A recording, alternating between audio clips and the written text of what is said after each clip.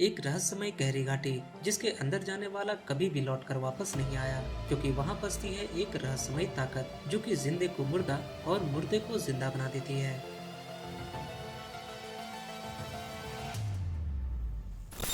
तो कहानी की शुरुआत में हमें दो बेहतरीन स्नाइपर शूटर को दिखाया जाता है, लेवाई केन और ड्रेसा। केन एक बेहतरीन अमेरिकी स्नाइपर शूटर था, पर फिलहाल वो रिटायर हो चुका था, पर उसे खास तौर पर इस मिशन के लिए बुलाया जाता है और केन की मुलाकात बार्थलोम से होती है, जो कि इस मिशन की इंचार्ज थी। उधर ड्रेसा एक लिथुनियाई स्नाइपर शूटर थी। वो अपने पिता को अलविदा कहकर इस मिशन में जाती है, क्योंकि उसके पिता कैंसर से जूझ रहे थे और इस मिशन में कम से कम 1 साल लगने वाले थे और शायद ड्रेसा के पिता के पास इतना वक्त नहीं था। उन दोनों को एक गहरी घाटी के पूर्व और पश्चिमी छोर पर पहरा देने के लिए चुना गया था और उस घाटी के ऊपर एक धुंध की चादर थी जो कि घाटी के राज को राज रख रही थी। केन पूरी तैयारी के साथ अपने बताए गए लोकेशन पे पहुंचता है और वहां उसकी मुलाकात जेडी से होती है, जो कि पहले से ही पश्चिमी छोर पर निगरानी कर रहा था और आज रात 12 बजे उसकी सेवा समाप्त होने वाली थी। जेडी केन को आगे बताता है कि इस घाटी पर निगरानी रखने के लिए बहुत सारे ऑटोमेटिक गन्स भी लगाए गए हैं और इस टावर पे जरूरत की सारी सेवाएं हैं और अगर कभी गलती से किसी इमरजेंसी में पड़े तो बाहरी दुनिया से संपर्क बनाने के लिए बस एक रेडियो ही है, क्योंकि उस जगह पे बहुत सारे क्लॉकिंग एंटीनास लगाए गए थे जो कि इस घाटी को बाहरी दुनिया से छुपाते थे। जेडी केन को स्टेडॉग नाम की एक प्रोटोकॉल के बारे में भी बताता है और कहता है कि अगर तुम्हें सायरन सुनाई दे तो तुम्हारा बस एक ही काम होना चाहिए, सब कुछ छोड़कर यहाँ से भागना।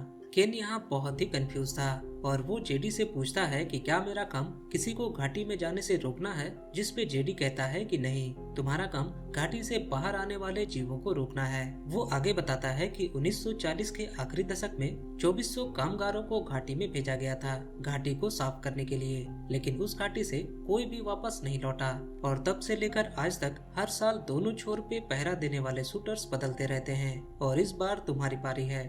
केन पूछता है कि तुम्हारे अंदाजे से यहाँ क्या हो रहा है। इस बात पे जेडी कहता है कि उसके मुताबिक ये घाटी एक नर्क का द्वार है और वे लोग द्वार के रखवाले हैं। जेडी अब केन से अलविदा लेता है और हेलीकॉप्टर का इंतजार करता है, पर उसे लिफ्ट करने के बदले बार्थलोम उसे जान से मरवा देती है। यानी इस घाटी में ऐसा कुछ तो है जिसके बारे में बाहरी दुनिया को कोई खबर नहीं। कई हफ्ते बीत जाते हैं और केन बताए गए 1 महीने के अंतराल पे सारे ऑटोमेटिक मशीन गन्स को चेक करता है और रेडियो के द्वारा मौजूदा हालात की जानकारी वापस भेजता है। पर अब केन बहुत ही अकेला महसूस करने लगा था और फिर वो दूसरी ओर मौजूद ड्रेसा को देखता है। उधर ड्रेसा भी कभी कभी केन पे नजर रखा करती थी। कुछ दिनों बाद ड्रेसा का जन्मदिन आता है और वो उस रात के वक्त लिखित रूप से केन से बातें करने लगती है, पर इसी बीच ड्रेसा की नजर कुछ जीवों पर पड़ती है जो कि केन की टावर पर चढ़ने की कोशिश में थे। ड्रेसा और केन मिलकर उन जीवों पर फायर करने लगते हैं, पर इसी बीच कुछ जीव ड्रेसा के टावर पर भी चढ़ रहे थे और वे दोनों एक दूसरे के टावर पर चढ़ रहे जीवों को मारने लगते हैं और बहुत सारी गोलियां चलने के बाद आखिर वे लोग जीवों को रोकने में कामयाब हो गए थे। पर अब वे लोग समझ चुके थे कि उनका सामना खतरनाक राक्षसों से है। देखते ही देखते 6 महीने बीत जाते हैं और वे दोनों एक दूसरे से काफी घुलने लगे थे और एक रात ड्रेसा अपने पिता को बहुत ही मिस कर रही थी। केन ड्रेसा को देखकर बहुत ही दुखी हो जाता है और उसके पास जाने का फैसला करता है और इसके लिए वो अगली सुबह वहाँ मौजूद संसाधनों का इस्तेमाल करता है और एक रॉकेट लॉन्चर को एक जिप लाइन में बदलकर एक रोप को दोनों टावर से जोड़ देता है। ड्रेसा ये देखकर बहुत ही खुश थी, क्योंकि 6 महीने बाद आखिरकार वे दोनों एक दूसरे से मिलने वाले थे। केन फौरन ही जिप लाइन के जरिए दूसरे टावर तक पहुंच जाता है और अब वे दोनों एक दूसरे को पसंद भी करने लगे थे। अगली सुबह केन जिप लाइन से वापस अपने टावर की ओर जाता है, पर रास्ते में ही एक धमाके के कारण उसकी तार कट जाती है और वो नीचे घाटी में गिरता है। दरअसल केन के टावर पे उन राक्षसों ने हमला कर दिया था और ब्लास्ट के कारण उसकी तार कट गई। ड्रेसा ये देखती है और फौरन ही हथियार लेकर केन के पीछे वो भी घाटी में कूद जाती है। उधर केन घाटी के नीचे पैराशूट की वजह से बच गया था और तभी उसके ऊपर एक बहुत ही बड़ा सेंटीपीड जैसा कीड़ा हमला कर देता है, पर तभी ड्रेसा आकर उसे बचा लेती है। पर इतने में ही वहाँ कुछ राक्षस आ जाते हैं और उन पर हमला कर देते हैं। वे दोनों किसी तरह उन राक्षसों को मारकर अपनी जान बचाते हैं। केन उन मरे हुए राक्षसों के मिलिट्री कपड़ों को देखता है और उसे समझते देर नहीं लगती कि ये जरूर वही बटालियन होंगे जिन्हें 1940 में पहली बार इस घाटी में भेजा गया था, पर उन लोगों को अब तक मर जाना जाना चाहिए था। थोड़ी देर बाद वे लोग जिप लाइन की तार को ढूंढने के लिए आगे बढ़ते हैं, पर तभी उनको रास्ते में बहुत सारे अजीब म्यूटेशन वाले जीव नजर आते हैं।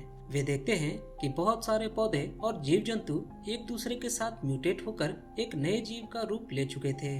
वे लोग आगे बढ़ते हुए एक खंडर बन चुके चर्च में पहुंचते हैं और केन वहां बहुत सारे लोगों के सड़ चुके कंकाल को देखता है। उसे आगे पता चलता है कि उन लोगों ने साइनाइड खाकर खुदकुशी करना बेहतर समझा, इससे पहले कि वे लोग म्यूटेट हो जाएं। पर इसी बीच उन पर खोपड़ी वाले मकड़ी जैसे कीड़े हमला कर देते हैं और तभी वहाँ कुछ राक्षस भी आ जाते हैं।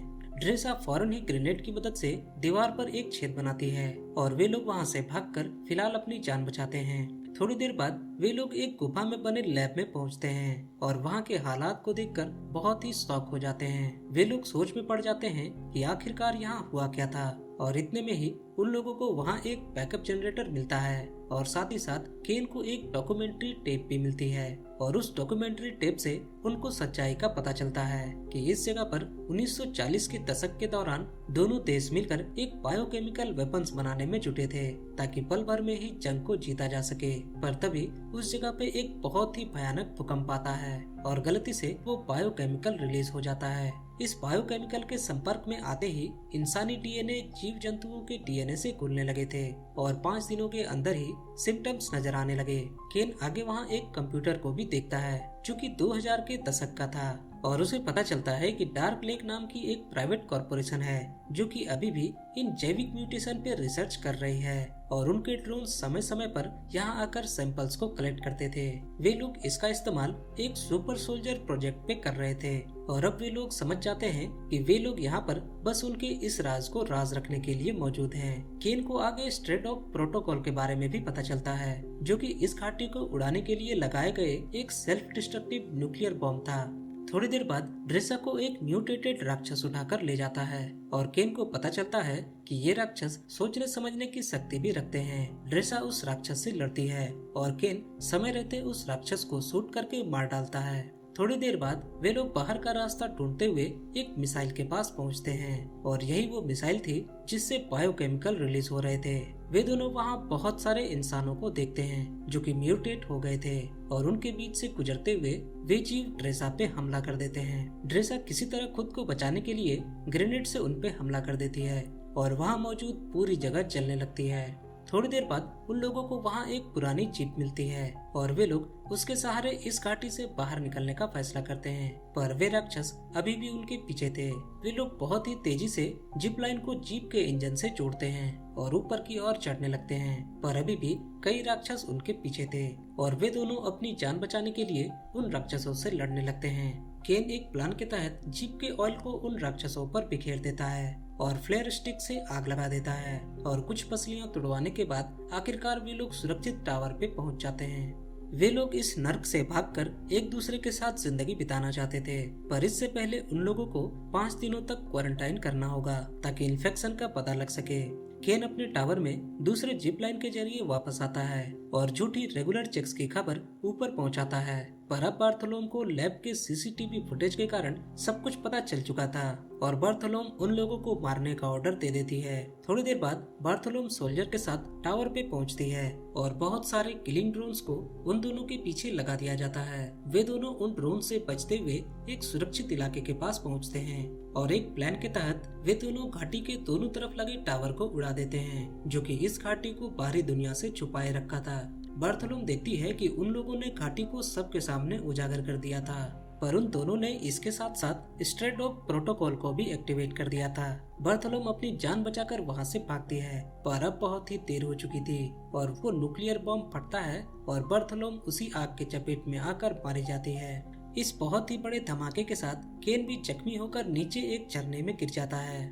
उधर ड्रेसा पहले से ही तय की गई जगह पर केन का इंतजार करती है पूरे 5 दिनों तक, पर केन समय पे नहीं पहुंच पाता और ड्रेसा समझ जाती है कि केन इस हादसे में मारा गया और वो कुछ प्यार भरे यादों के साथ अपने शहर वापस लौट जाती है। और अब इस हादसे को कुछ महीने बीत जाते हैं और हमें पता चलता है कि केन अभी भी जिंदा था और वो ड्रेसा से मिलता है और एक हैप्पी एंडिंग के साथ ये मूवी यहाँ खत्म हो जाती है। मैं मिलूंगा आपसे अगले वीडियो में, तब तक के लिए बाय बाय।